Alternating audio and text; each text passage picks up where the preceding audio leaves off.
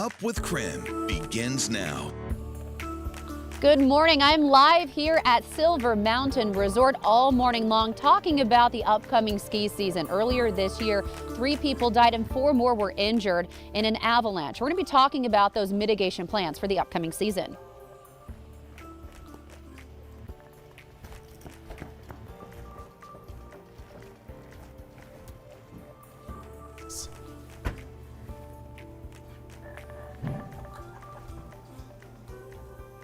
I'm live here on Mount Spokane, where they welcome people of all abilities and disabilities. I'm talking about therapeutic recreational services with Mount Spokane, having lessons here on the mountain. We're live here at Schweitzer Mountain Resort all morning long, bringing you your forecast and talking about the upcoming ski season. Well, ski season is officially here. Lookout Pass Ski Resort opened over the weekend. 2 lifts are now running with 14 trails open. Leaders say the most guests were cooperative with new mask requirements. However, they say social distancing of more than 6 feet proved to be a bit more challenging. Well, good morning and welcome back to Up with KREM. I'm Jen York, live here at Silver Mountain. We are kicking off Winter Week here at KREM 2 and here on Up with KREM. So this morning, our Up with KREM team is live around the region on slopes talking about the ski season kicking off next week. Now, I'm again here live at Silver Mountain in Kellogg, Idaho. Dane Marie McNichol is live at Mount Spokane. And first, we do want to check in with meteorologist Jeremy Legoo. He's up at Schweitzer Mountain Resort this morning. All right, well, we are Jeremy, out here at Schweitzer Mountain Resort. It's early on this morning, but we got to talk about weather. I know we're all itching for winter, but it's a warm day today. We're already starting out with temperatures on the mild side, above freezing across much of the inland northwest. Comes with a couple of clouds, a couple of breaks in those clouds, depending on where you are early on this morning. And as we scoot through the day, well, expect a little more of it. Taking a look at radar, we've got a couple of those clouds hanging out across the region, but it's really about what's coming a bit later on. As we scoot into the middle part of the day, expect showers to develop across the inland northwest as we get yet another little system scooting its way on through the region. Later on today, those showers will eventually move out, but do expect a soggy, kind of wet weather day to get us through Wednesday. Despite some of those showers and clouds and, well, everything that's going to fight against it, temperatures are going to stay above normal. We're back in the upper 40s later on today, which, believe it or not, is still above where we should be this time of year. And, well, that's eventually going to change, and we are going to get into ski season. So let's go ahead and check in with Jen York. Jeremy, thank you again, live at Schweitzer Mountain Resort this morning. Moving a little bit east, I'm live here again at Silver Mountain this morning.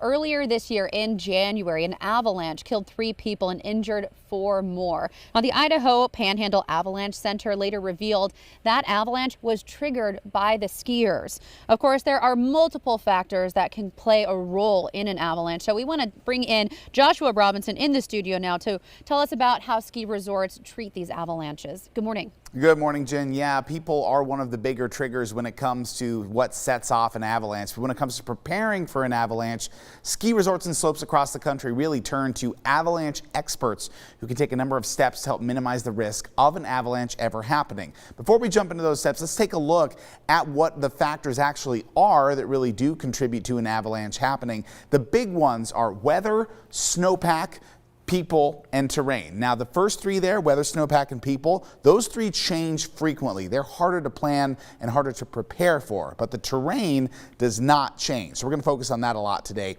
One of the first steps avalanche experts can take is purposely triggering smaller avalanches when no one else is on the slope. You're seeing some examples here of some of the more common practices of the Schweitzer Mountain Snow Safety Team, who will go out sometimes and dig pits and set off small explosives weekly to trigger smaller problem spots before they become bigger problem spots. Now, other experts also use radar to analyze the layers of the snow and to test out the moisture levels to get a better idea of where these problem spots can pop up. That allows them to mobilize quickly, as quick as even within a day or 2. Now, another method can be implemented before the season ever starts. building structures and barriers that interrupt the flow of snow and prevent conditions that lead to avalanches. Here they are. Fences, nets, posts, anchors, and windbreaks can all be installed outside of slopes. And what those barriers do is they interrupt the flow of snow, and they reduce what's called slab. That is when heavy snow sits on top of lighter snow, and that can create some serious avalanche concerns. So breaking it up goes a long way in minimizing that risk. While we're talking about slab, by the way, skiers use another technique along smaller test slopes when there are no skiers or snowboarders on them, and it's called ski checking. Basically, if there is a fracture line, which is where slab avalanches can be triggered, skiers can ride along those fractured lines and eliminate the threat in the future. So avalanche experts always perform this method in pairs of 2, just in case one skier does sort of trigger that avalanche and get caught in it, and then their partner can help pull them out safely. Now, even though avalanches can still happen, especially within 24 hours following any heavy snowflow, these preventative measures used both here in the Northwest and across the world really go a long way on those mountains to making sure to minimize those risks as much as possible. Of course, we're going to continue our live coverage this morning by checking in once again with Jen York. Good morning, Jen. More educated and how the makeup of avalanches and what we can do to mitigate them. So out here at Silver Mountain, those lifts are expected to open next week, actually for limited runs. That opens the day after Thanksgiving.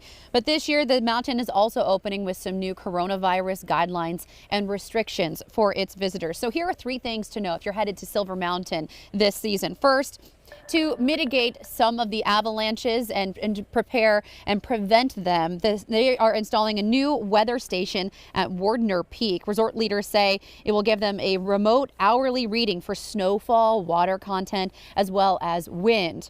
And 2, crews are also installing avalanche transceiver checkers on lifts 2 and 4. Now that helps remind those backcountry skiers that are wearing those to turn on their transceivers, but also to make sure that they are working. It's a way to test them and make sure that they are transmitting a signal. Plus, the mountain is also enlisting some 4-legged help this year. Take a look at Roger. Crews are training that puppy this season to be an avalanche rescue dog. He is named after a recently retired ski patrol volunteer. He spent more than 50 years with the mountain. All right, Tim, that's an early look at the changes for Silver Mountain this year. Again, lifts opening here in about a week and a half or so. But they do tell us, Tim, that some of those rules and regulations for visitors are subject to change throughout the season. Absolutely, yeah, a lot of big changes in the works. And Roger just looks like such a good boy. Looking forward to hopefully seeing him in action, training a little bit more this season. Yeah, it's good to see that they're going to have their own avalanche dog. As we learned from earlier this year, they often pulled resources from around the region and maybe from other resorts as well, sought help. So this dog will be specifically trained for Silver Mountain. Incredible what our 4-legged friends can do. All right, Jen, thanks so much. Well, this morning we continue our ski season coverage with a look at how Mount Spokane is helping those with disabilities. Dana Marie McNichol is live from the mountain this morning. Good morning, Dana Marie. Good morning, Tim. That's right. I'm breaking down some of the programs with Spokane's Park and Rec. They have lessons for people with both intellectual and physical disabilities, having a lot of fun on the mountain every Saturday. You're not going to want to miss these opportunities this year.